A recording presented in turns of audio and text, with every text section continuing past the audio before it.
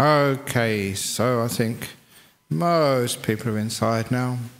I can start today's talk. When I thought, what should I talk about this evening to do with Buddhism, meditation, making a life more peaceful, more happy, more meaningful? I looked at the date and it was Friday the 13th. Oh my goodness. So the topic of the talk this evening is superstition. I like Friday the 13th. I travel around so much. I try to always book my flights on Friday the 13th. Because even in economy class, you can always be guaranteed a couple of seats empty beside you. People are so stupid. It's actually good luck to fly on Friday the 13th. You have more space and there's less queues at immigration. And you're still surprised though, even in the aircraft, there is no row 13. I wish there was. I would sit there, and again, even on days which didn't have a 13 in them, I'd have lots and lots of space. I like exploiting people's superstition. But why is it that people do have superstition? People say these things and they take them seriously. How many hotels have I been in and there's no floor 13? Or if you go to Hong Kong, there's no floor number 4. Because 4 in Chinese is the same word as death. So there's never a floor number 4, or perhaps there is, and that's where the ghosts live, in Chinese hotels. Of course there's no floor number 4, but why do people do that? And they just follow this superstition. And one of the nice things when I became a Buddhist was say, at last there's a path which hasn't got any superstition. It's rational. I was one of those people who liked philosophy and science, who followed things like, that great philosopher Voltaire. I remember him writing, about sort of the superstition of like these holy books. And he used to say, if there is a God, and if God was the author of any book, he'd be the author of human reason. And I thought, what a wonderful saying that is. Trust in your reason, in experience, to overcome so many of these superstitions which people carry around with them. And that's why real authentic Buddhism doesn't have anything to do with superstitions. There's not a superstitious part of our Buddhist community over here. In fact, if you go to traditional Buddhist countries, you will always hear that the Buddha statue should always face east. Where is our Buddha statue facing? Oh my goodness, that's facing west and a bit north. And in fact, when we started our monastery down in Serpentine, we built the hall. We got this great Buddha statue up there, and we put it in there. And then as soon as it was in there, the Thai people complained. They complained as soon as a senior monk came from Thailand. They said, these Western monks, these Australian monks, they just do not understand. They don't know what they're doing. The Buddha statue again faces west. It's going to be a tragedy. It's bad luck. Something rotten's going to happen. We've been there for 28 years. Nothing rotten has happened yet. In fact, lots of good things have happened. But when those Thai monks, at least this is the Buddhist tradition, real Buddhist monks, one of them was asked, he said, look, the Buddha statue is facing the wrong way. It's bad luck. You should tell these Western monks to move it. And he answered, Madam, if the Buddha was upset, he would move around himself. And it never did. So obviously, our Buddha statue is very happy there. But it's true, the superstition which people have, and especially religion, is responsible for so much superstition. Look, Friday the 13th, where did that come from? Last Friday? They call it Good Friday. I call it Execution Day. Because that's what happened. That's why Friday was a bad day. And that's why 13, because in Christianity, 13 disciples is a Christian superstition. Nothing to do with Buddhist at all. So we should not worry about Friday the 13th is a good day to fly. And if you're in house number 13 on the street, well done, that's a good number. If you're of other religions, fair enough, you're in trouble. But in Buddhist, you're safe. It's the same as I said, I think a few weeks ago, when people thought they were so superstitious about 2012. 2012, a bad year, the end of the world. They've seen too many movies. It's in the Mayan calendar. It's the end of the world. And what happens? I told everybody, if you're a Mayan, it might be the end of the world. Actually, they've all gone anyway, so it's bad luck to them. But for Buddhists, it's not 2012. That's again just for Christians. For Buddhists, this is 2555. It's true, that's the Buddhist era. You ask any Buddhist, that's how we count the Buddhist year. We're way ahead of everybody else. Not only that, but as I said before, 2555. That's a lucky number. Isn't it lucky, 555? And especially in places like Thailand, Cambodia, Laos. Because the number 5 in Thai is Ha. So this year is 2. Ha, ha, ha. A very lucky year, very funny year. But you just come back to some of these superstitions which people have. I was very impressed when you saw like an authentic Buddhist. We don't do superstitions.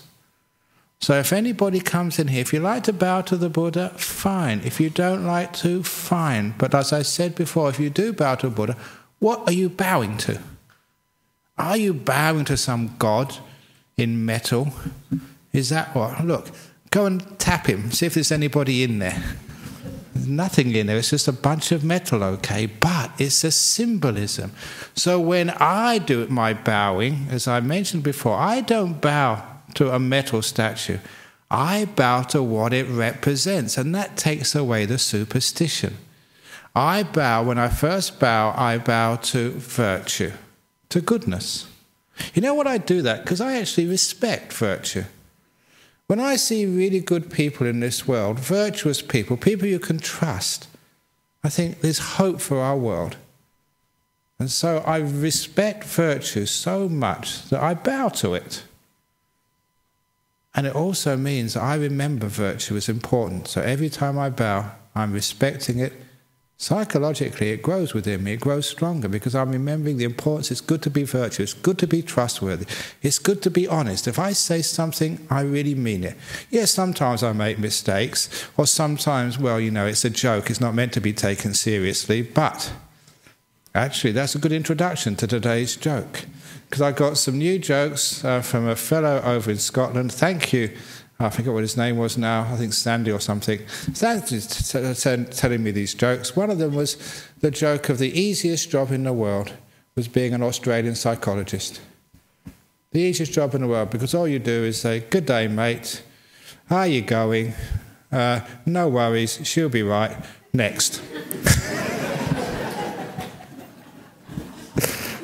That's really quite accurate. You know, positive attitude. You know, she'll be right. Off you go. But that's not true, obviously. So it doesn't mean I'm lying. I'm not breaking my virtue. You don't expect to be believed when I tell jokes. But I respect honesty that much. So I really try to encourage people to tell the truth and also respect it so much. This is one thing I've mentioned before some months ago, and I repeat it here. I remind you, please value honesty so highly. If your partner tells you something which really hurts you, but they're honest about it, forgive them. If your children come and say they've got into drugs or got into trouble with the police, if they're honest about it, Please forgive them. Don't punish them. Because I often wondered why it is there's so much dishonesty, even in a family, especially in a relationship. Why don't people tell the truth to each other? And when you ask the question, it's obvious, because they're afraid. They're afraid if they tell the truth to the people they love and care for, they'll get punished. They'll get scolded. They'll get hurt. And what that means is they hide the truth. And there are too many lies in society. So you just have a rule in your family. If the truth is told, if you really are being honest, there should be amnesty. Just in that Truth and Reconciliation Commission in South Africa, run by Desmond Tutu, got the Nobel Prize, well deserved. If they confess honestly what they've done, even the most horrendous crimes, they're always forgiven. Which means it encourages admission of what you've done. Encourage honesty. Encourages in a family people sharing the truth with each other. Yeah, it hurts. We've done bad things. I've really hurt you by what I've done, but I'm telling the truth because I need your help to make sure I never do that again. But you can imagine what happens when we are scolded. We're shouted at. It means we won't tell the truth again. We will lie. So I value virtue, especially truth, when I bow down. Say, if you tell me the truth, even the worst possible thing, I will forgive you because I value the truth more than anything else. I want people to be honest. I want people not to lie. So I encourage it that way. And especially, you may not, in the real world, it may be difficult to do that to your partner. Hopefully you've got that relationship. You can tell the person you love more than anybody else, the one you live with, the one you've committed to. But please encourage your children to do that. Because when they get into trouble, they really need you, mummy or daddy. You know what happens? They come and tell me instead. They come and tell me, I'm pregnant, can you please tell my mum? She'll kill me. So why can't you tell your mum? You made a mistake. We do make mistakes in life. The mother you should not be so afraid of your mother and father that you can't tell them the truth when you made a mistake and got into trouble. So this is why I bow, because virtue. I bow to peace. When I bow down, peace is so important to me. Peace in my life, peace in my heart, peace in the community, peace in the world. Isn't peace important? Why is there not enough peace in your own life or in the world or in your office? Because we don't remind ourselves of its importance. So I bow down to peace. And lastly, I bow down to compassion. Because kindness is so nice in this world. When people look after each other, and they get you a cup of tea, and they see that you're sort of a bit upset, and they just come and say, how are you doing? Is there anything you want to say? Compassion is such a beautiful thing in this world. It's the opposite of people being selfish or being cruel or telling people off. There's enough of that in the world, and that takes away the beauty. And that makes the world just really awful and sucks and just terrible. Why do people do such things? But you see compassionate actions, that gives you hope and joy in this world. It's a beautiful thing to see. So that's the third thing. I bow down to compassion. Which means I remind myself it's important. I practice compassion more. Every time I bow down, it's important. Remember, Ajahn Brahm, be compassionate.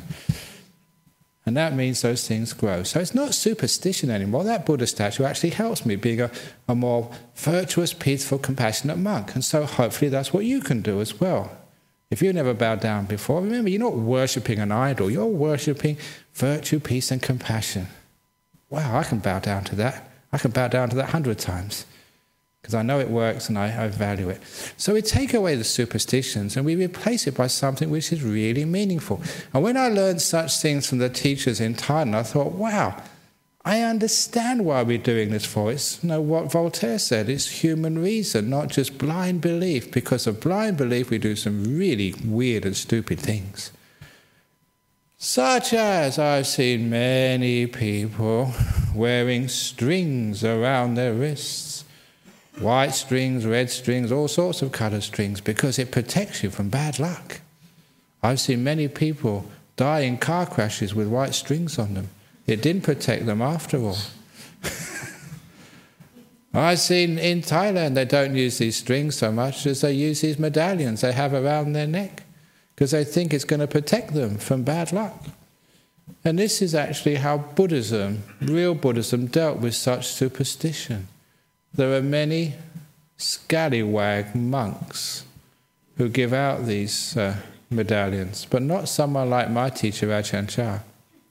What he did once is to show you what a good monk does with these superstitions.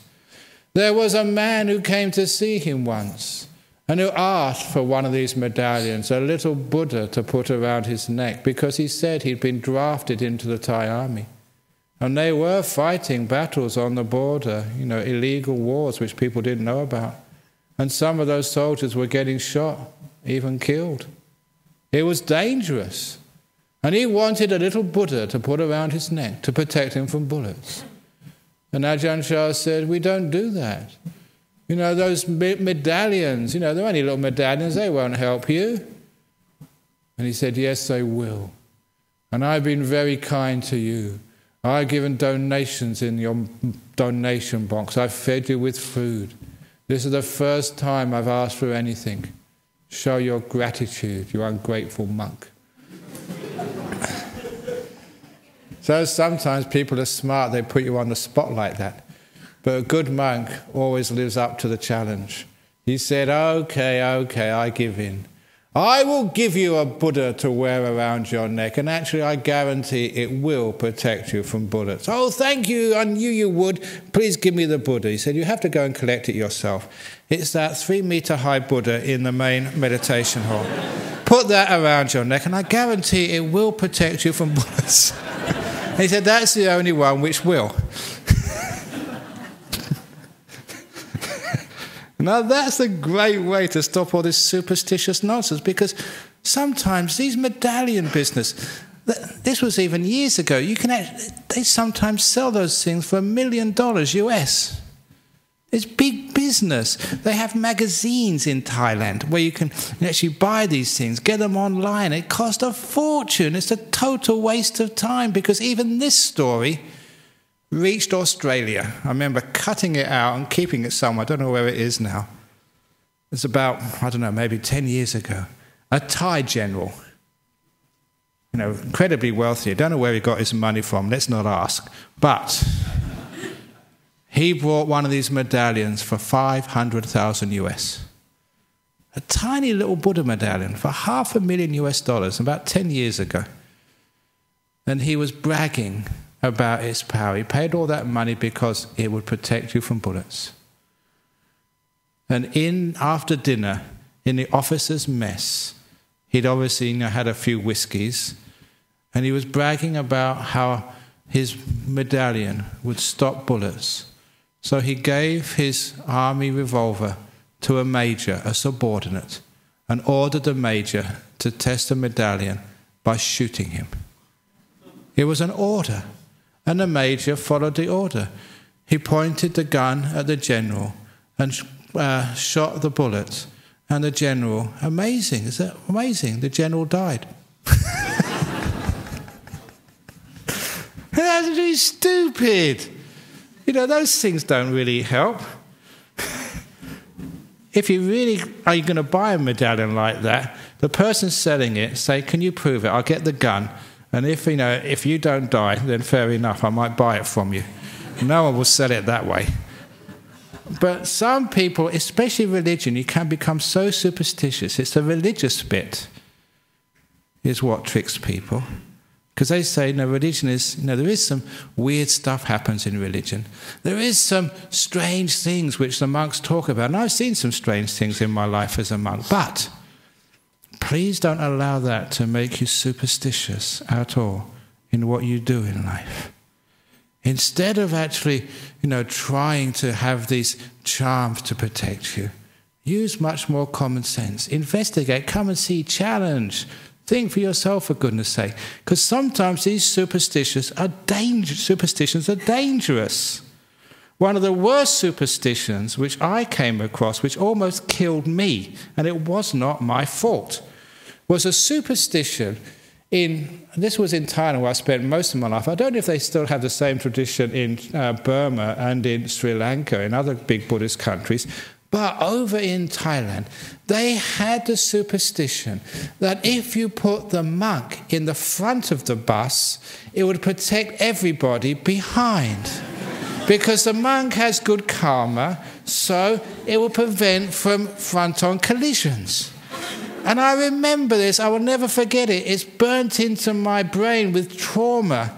Was getting on a bus in the south of Thailand, which was going to Bangkok, and as soon as I got on the bus, the driver smiled, this huge smile. I didn't know why. Was he a good Buddhist? Was he happy to see a monk? No. The reason was because he put me right in the front seat, just next to the window, about this far from the window, seeing all the oncoming traffic.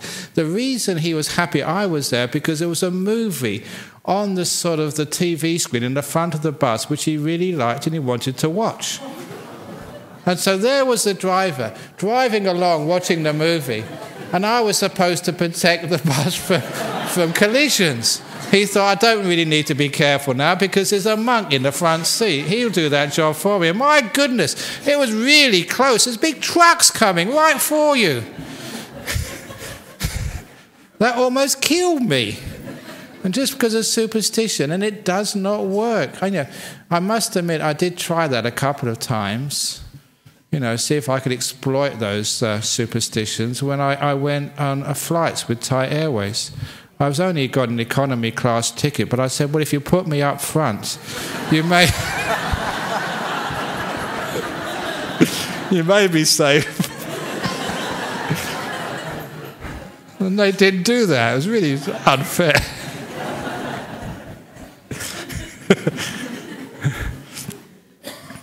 But sometimes, again, those superstitions, sometimes, number one, they can cost you a lot of money. And number two, it's really demeaning what religion is all about. Curses. Somebody told me just on the retreat, they thought they were cursed by someone and they got bad luck. Those people don't have power to curse you. If you really want to have a curse, you have to have very strong spiritual power. Just come off a meditation retreat with lots of meditation power. Like who? Like me. They're the only ones. But if you've really done a lot of meditation, you're really compassionate and kind, you'll never do that. But people fall into the fear of being cursed. An example of that, I was visiting my mother when she was still alive. She died a couple of months ago. I was visiting her in London, in her apartment. She was cooking my lunch. Now, for a monk who only eats once a day, lunch is important. You don't want it to get ruined when you've only got one chance. So when somebody rang the doorbell, I told my mum, you carry on cooking, I'm going to answer the doorbell for you. So I answered the door, and on the other side of the door was a lady. She announced that she was a gypsy. If you know the people in London, these are the wanderers, the travellers, I think they call themselves now. And one of the ways they could actually get some extra cash was go door to door selling little trinkets or pieces of heather, which you could pick up by the roadside for nothing. It was just a way of trying to wheedle some money out of people. And I was very respectful. I'm a very kind monk, but I've got no money. So I said, thank you very much, we don't need any. I was very polite. But then she started getting aggro at me. And I don't stand for that. She said to me, if you don't buy this trinket, I will put a gypsy curse on you. That's what she said. Don't mess with monks. Because I told her, I stood up, in my monk's robe and said, I am a fully ordained Buddhist monk of many years. My curses are much more powerful than yours. I was only playing around, my nature. But she took that seriously. My goodness, her face dropped, her eyes bulged. She turned around, she ran. I'll never forget that. I must admit, I do apologise. That's not the sort of thing a monk should do. But I admit, I enjoyed it. She got what she deserved. Try and put a curse on me. I'll put a curse on you if you want to know what curses are. Because people have all these superstitions about Buddhist monks and nuns as well, don't you? Yes, you do. Great. So, and I'm going to exploit that to the max. If you're going to be stupid, I'm going to exploit that. If you don't put... Be careful. If you don't put a donation in the box as you go out today, bad things will happen to you. Be warned. That tests your superstition, doesn't it? Oh, forget, you'll be safe. Come on. We don't do things like that. But there's a lot of people that actually believe those curses. And the thing is, if you investigate and find out the reason those curses work is not because they've got inherent powers, because you believe they'll work. That's all. If you really are so superstitious, yes, I've been cursed, I'm going to have bad luck, then you get bad luck. Number one, you worry so much, that's why you get the cancer, not the curse, because you worry, oh, something wrong could happen. Because the power of the mind, that's what we do know as monks, as meditators. I read this when I was a student, because I was always interested in weird things. I gave a talk this morning about weird things in the retreat center. I love weird things. Anything weird, please let me know, and I'll let people know in the next talk.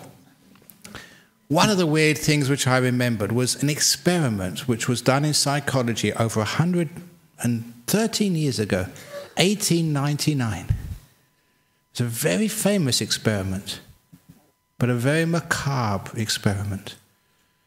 There was a poor man in Bristol jail who'd been sentenced to death by hanging. In those days, small crimes, you'd be killed. And the sentence was going to be carried out the following morning. 2 psychologists got permission to try this experiment. They went to him pretending to be officers, of the prison or the government. And they announced to him that the law had been changed. It was a lie, it's part of the experiment. The law had been changed. He was still to be executed the following morning, but by having his throat cut, not by the noose. And they left him to think about that all night. It's a terrible thing to do to somebody.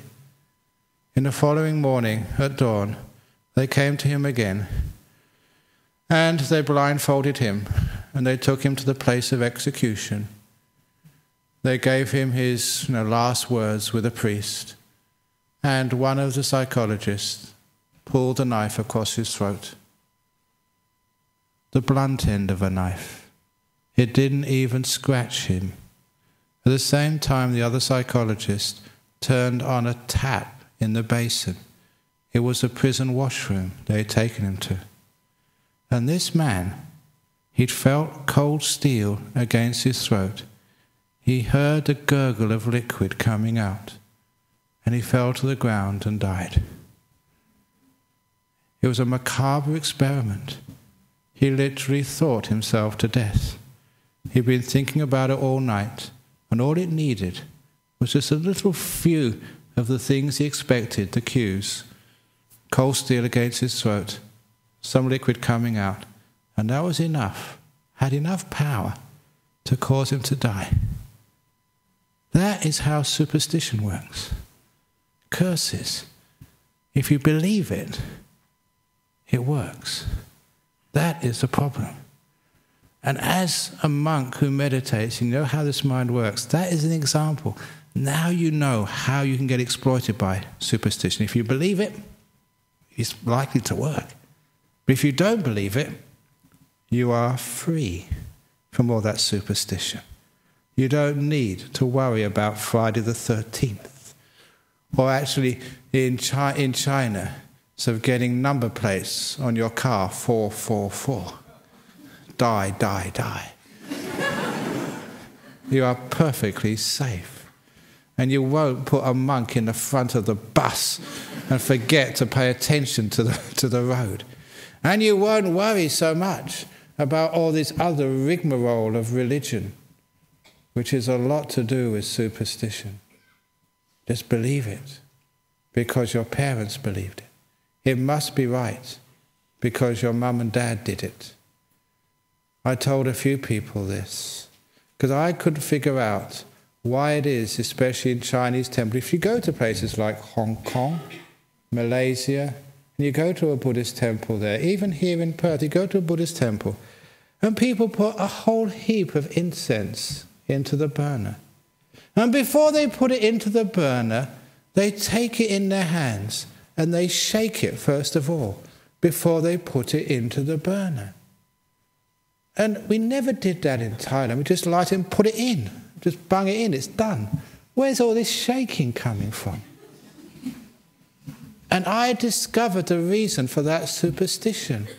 The reason was this, because I know it's the same in Thailand, Sri Lanka, and Burma, and any of these Asian countries. It's usually your grandmother takes you into the temple when you're a young girl or boy, first of all. They take you into the temple to show you how things are done. And all these young girls and boys who went to the temple the first time with their granny saw their granny shaking the incense. But the reason why Granny shook the incense was because she was so old she had Parkinson's disease. It wasn't something she had to do. And because of that, now all the young people, they shake this as if they've got Parkinson's disease too, and they put it in there. It's total superstition.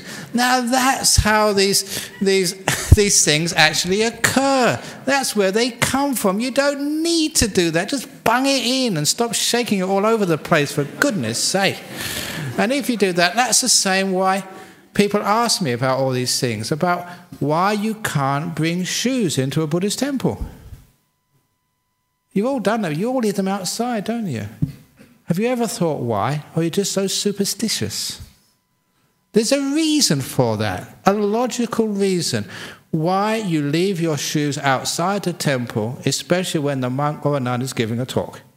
And the reason is because if he says something wrong, especially a bad joke, you've got nothing to throw at him. So I'm perfectly safe. I'm sure some of the jokes I've said here, I'd have got a whole shoe rack thrown at me sometimes. So look, don't be so superstitious. But now, holy water. Do you like holy water? Does holy water do anything for you? It does. It does. It makes you wet. But that's about all. Because sometimes I do holy water for people, and again, just gives them some inspiration. It just encourages them. But that's all. It's got nothing intrinsic to it. But there was one lady here. She died a long time ago, but she was in a wheelchair. She was very sick, and she really pleaded with me for some holy water. So every Saturday, I'd actually get her a bucket. Now, a whole, I don't know, was it 10 litres or 11 litres bucket full of holy water? I'd make it for her.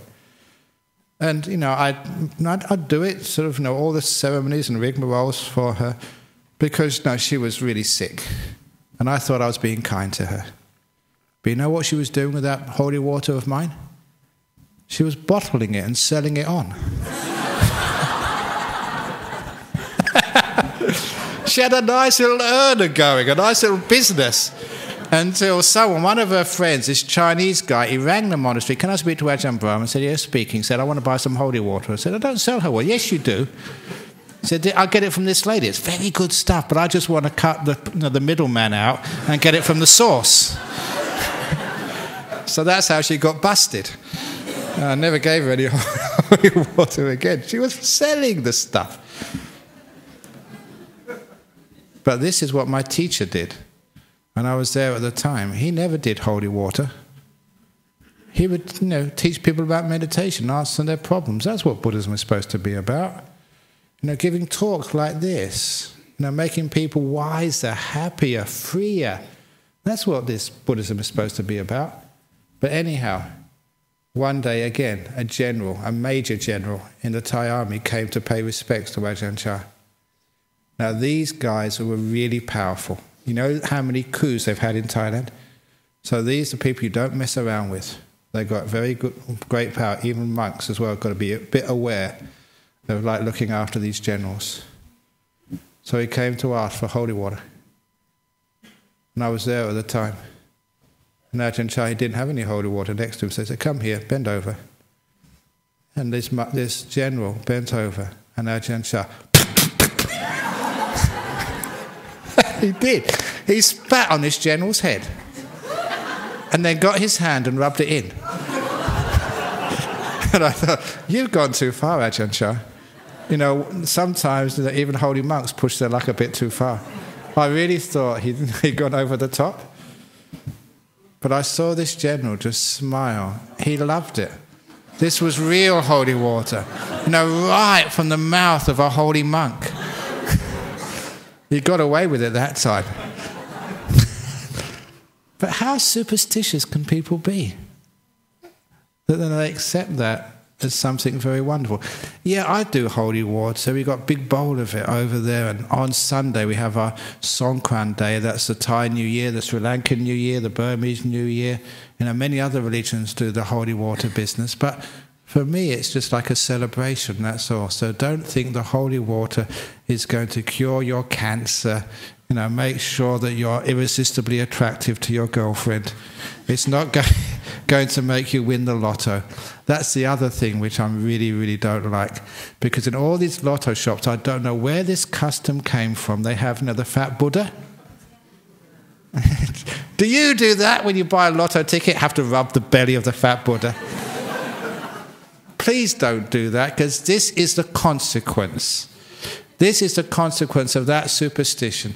I was in that room over there a year ago, and this Chinese woman came there. They saw me. She said, I'm going to buy a lottery ticket, and she rubbed my belly. She did that. Yeah, okay, I'm a bit overweight, but that's no reason to rub my belly for good luck.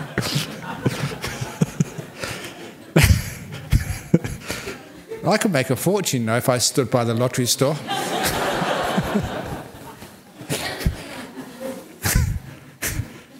So there's too many of these superstitions go around, and that's why the people lose a lot of money on the lottery, on gambling, and so many other things. And that's a serious problem. That's why I talk. Yeah, you have a bit of laughter about this, but you know the reason it's laughter is because we laugh at ourselves, because we do that as well. Sometimes we do stupid things like, you know, we look at the horoscope of the person we're going out with. You know, is that a good person? Are we matched? I don't believe in horoscopes ever since that one day. I was always dubious of horoscopes. But what, you know, and if you just read them in the newspapers, I mean, it's only like, you know, for 1 month. You know, I'm a Leo, you know, August. So you can't really believe in that stuff. But one day, for my birthday one year, 7th of August, somebody got a proper horoscope for me. You know, that was their birthday gift for me. And they read it out at Serpentine Monastery. And they read it out. This is a horoscope, what you can expect for next year for someone born on the 7th of August, 1951. And the horoscope reading began, this will be a very good year for romance.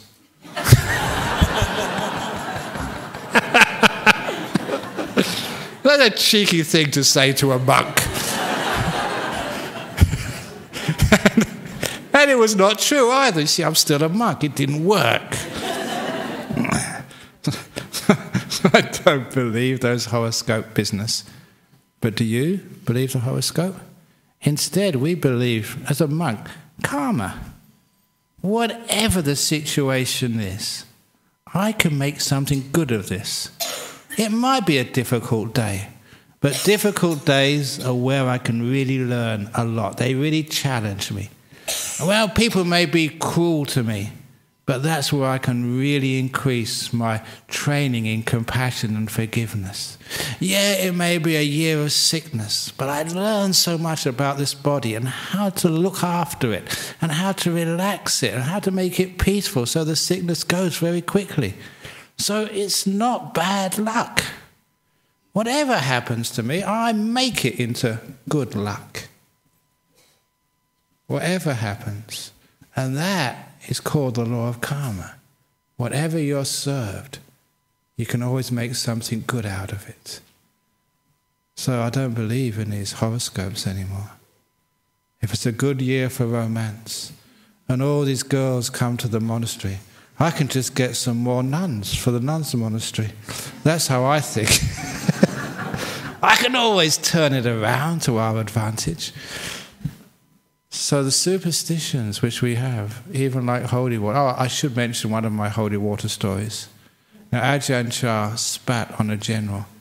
This is what I did and got away with it. But I was very, very lucky. Every week on the moon days in these monasteries in Thailand where I trained, it was a very tough training. I told you many times about the disgusting food. But also, once a week, we'd stay up all night meditating. We'd go without sleep for 24, 30 hours. That's very tough. Stay up all night meditating. When it came to dawn, you were very tired. And also, you'd go out into the forest to urinate.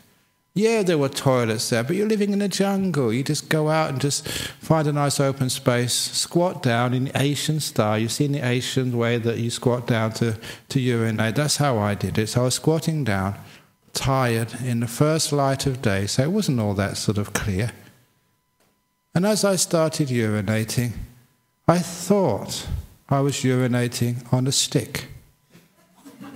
And then the stick started to move. It wasn't a stick. It was a very venomous snake. And you girls can't understand this. Only men can understand this. That the most sensitive organ of the man's body was only about 3 inches from the fangs of a venomous snake. That was scary. But did that snake bite me? Not at all. It just slithered slowly under the urine. Because this was in a Thai Buddhist monastery. That snake thought it was being blessed with holy water from a nice monk. So he enjoyed every minute of it. That's why I never bit. But don't you try that. It has to be a monk's holy water, not yours. So otherwise you get bitten. So we do these things, but be careful. And the worst superstitions is some of the things which are written in those holy books and make you do some really weird things which go against your heart. That's why when it comes to the superstitions of holy books, what to believe, what is the written word of God? I say Voltaire said it's human reason. It's actually more than that. What is the truth? What is meaning? Because very often I've gone to schools, and the school children have this list of questions which they're asking all religions. And one of those questions they always ask, as well as what's the Buddhist holy days? What is the Buddhist holy scripts? Because, this is what the schools think. Yeah, the Christians have the Bible, the Jewish people have the Old Testament, the Muslims have the Quran. What do the Buddhists have? What is their holy script? And I always tell them, he said, the Buddhist scriptures are in here. This is where you find the sacred texts in your own heart. You feel them, you experience them. So if you want to follow the Buddhist scriptures, the original, most honest and trustworthy, don't read any book. Read your own heart. What do I mean by that? I mean, is this the right thing to do? Is this good? Is this pure? Is this holy? Is this spiritual? You read a book and you say, it's the right thing to do to stone an adulterer. You read your heart. No way, you can't do that. That's wrong. That hurts. That's unspiritual. That's bad. That's evil. If only more people would read their hearts rather than reading books, we'd have a far more holy world, a spiritual world, a kind world, a forgiving world, a compassionate world, a peaceful world, a tolerant world. You should read your hearts rather than reading the books, even Buddhist books. Yeah, read those Buddhist books. They're good to read, but trust the heart more than anything else. Why? It's because that is where the truth is written. And that will stop so much superstition. As I said, the superstition of taking, that's one of the reasons I said that, not just to make you laugh, of shaking the incense stick. It's just belief that my granny did that, therefore it must be something in it. No, these books that were written thousands of years ago, my father, my grandfather followed this, there must be something in it. We do it without questioning. We do it without feeling what's in our hearts. And that has caused so much mischief in our world.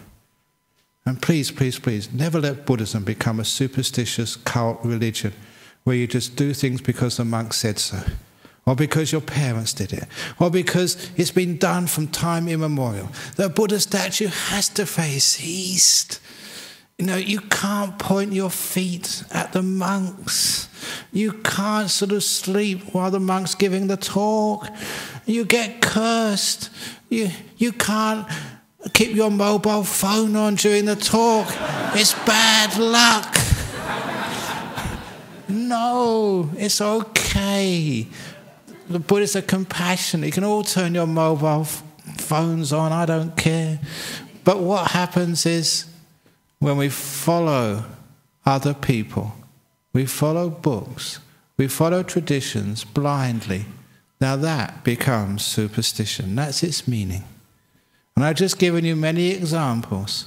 Hopefully, if this teaching is going to make any sense in our modern world and really capture people and make them better people, freer people, please may it take away all those superstitions.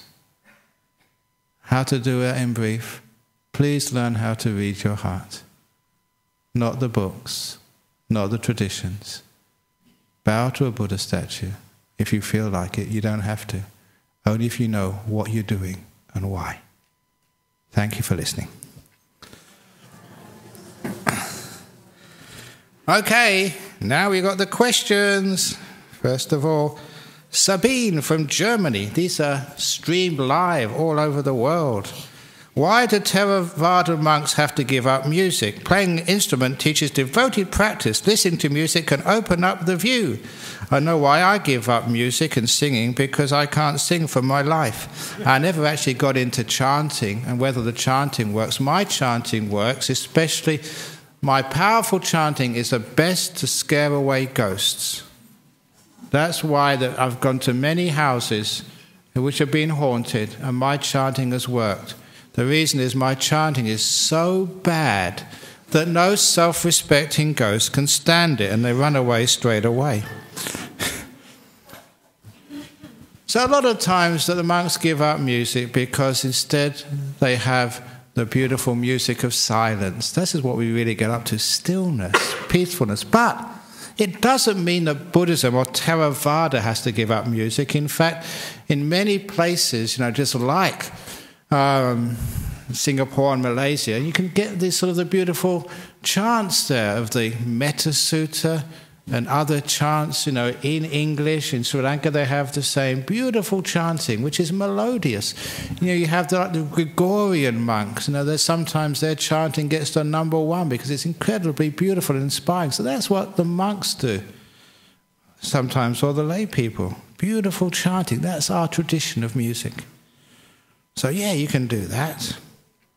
Sue from New York State. How is belief in karma and superstition different from each other? Sorry, it might be a silly question.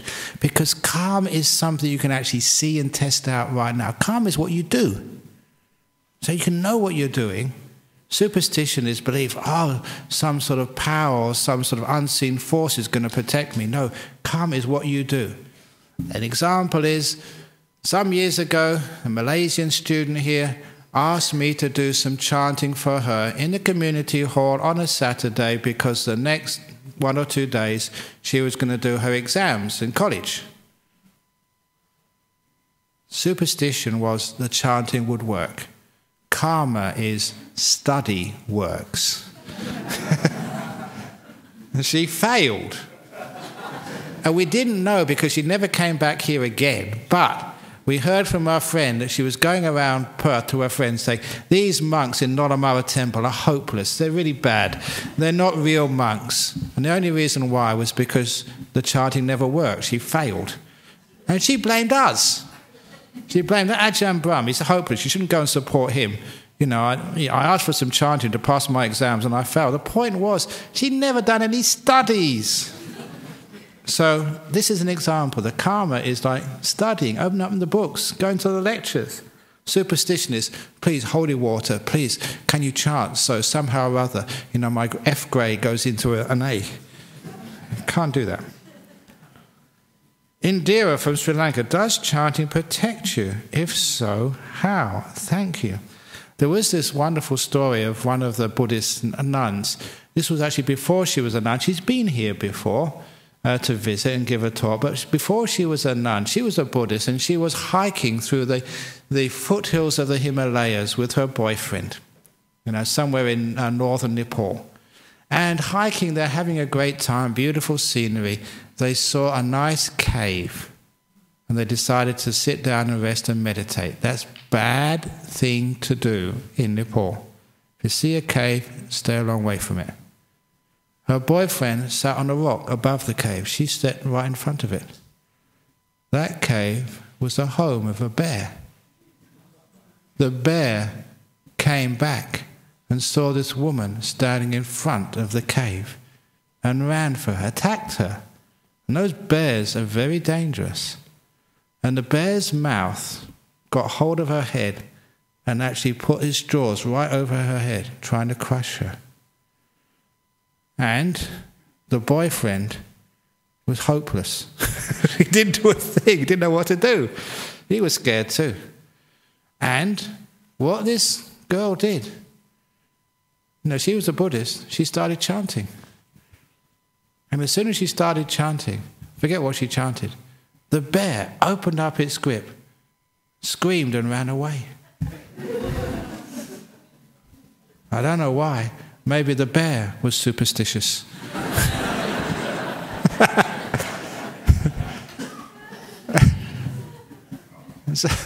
But if that bear wasn't a Buddhist, a Christian, then she would have been killed.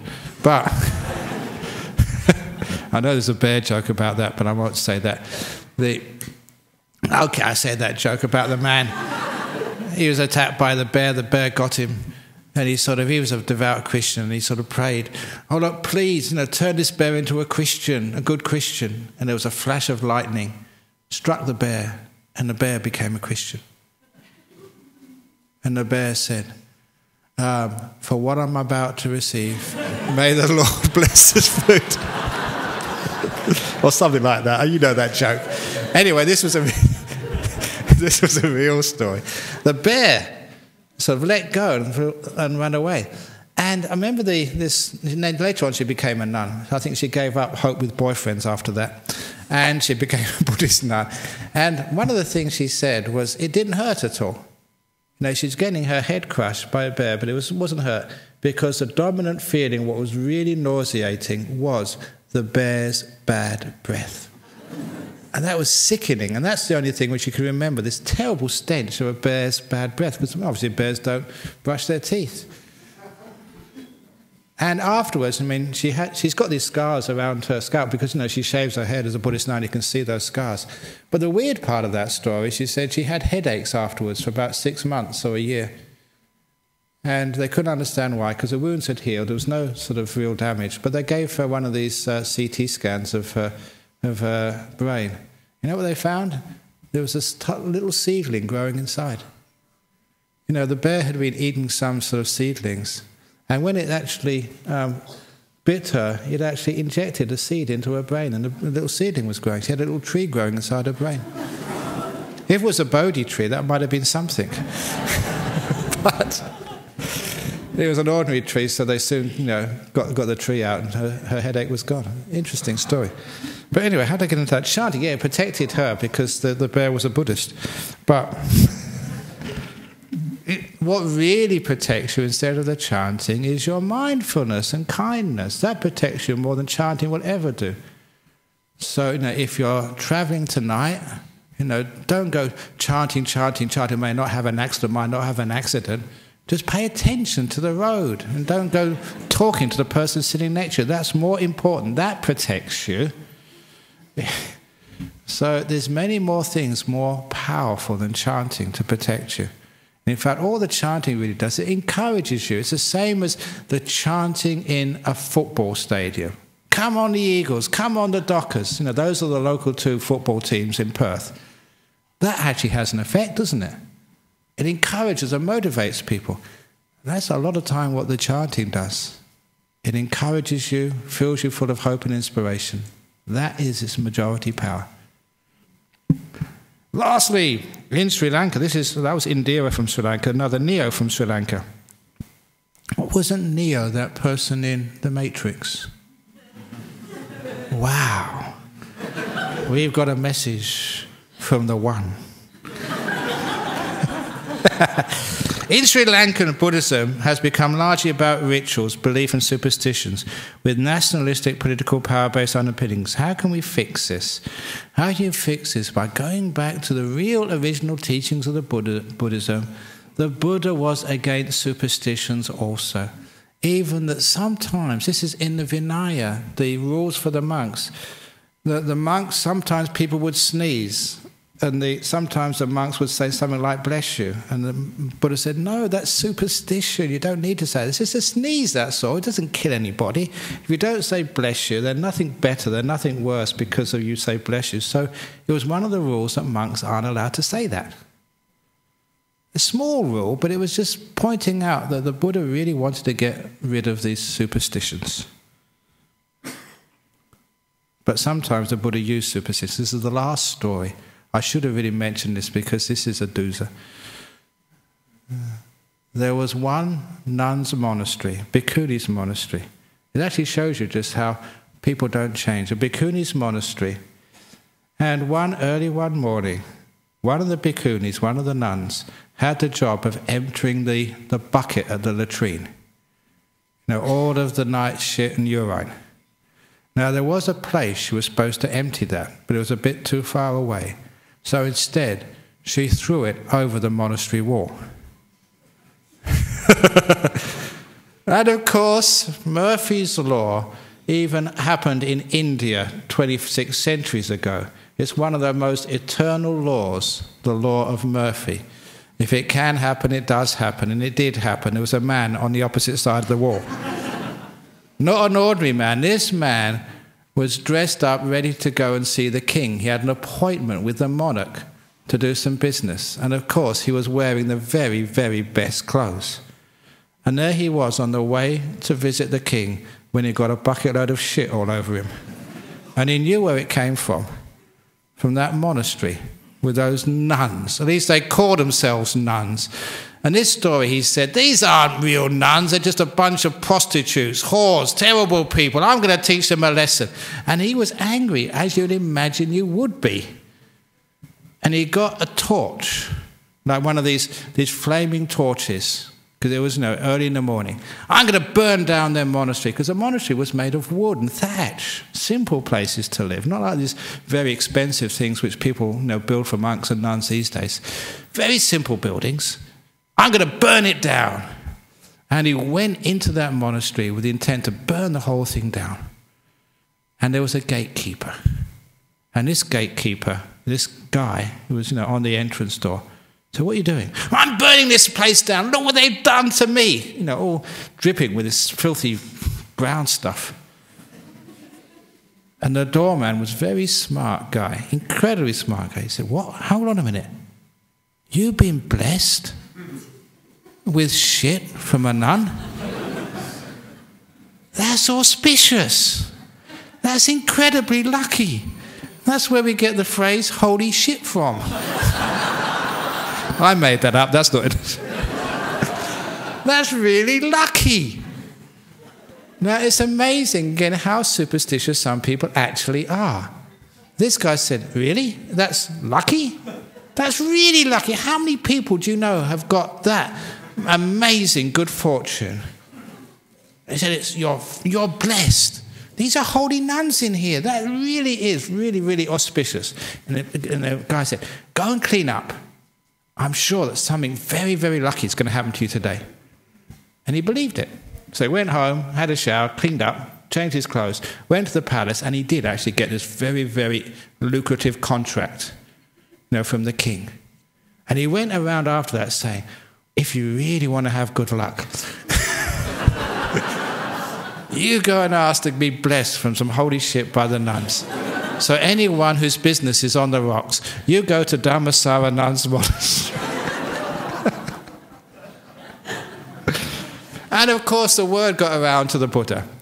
And when the Buddha heard it, he called those nuns over and said, "You're very, very lucky that you had this amazing gatekeeper, who could convince this guy that your shit was holy. And as a result of that, that's one of the, how many is it, 316 nuns' rules, bhikkhunis' rules? 311. That is one of the 311 rules for a bhikkhuni, which she has to keep. You must not throw a bucket of shit over the monastery wall." It is. And that's where it comes from. But the Buddha actually used people's gullibility and superstition to save the monastery from being burnt down. That's a wonderful story. So those of you who think that reading the Buddha's scriptures is boring, you've got some really amazing stories in there. Just people are the same. They're always been the same. Generals think being spat on is lucky. Snakes think that being peed on is holy water from a monk.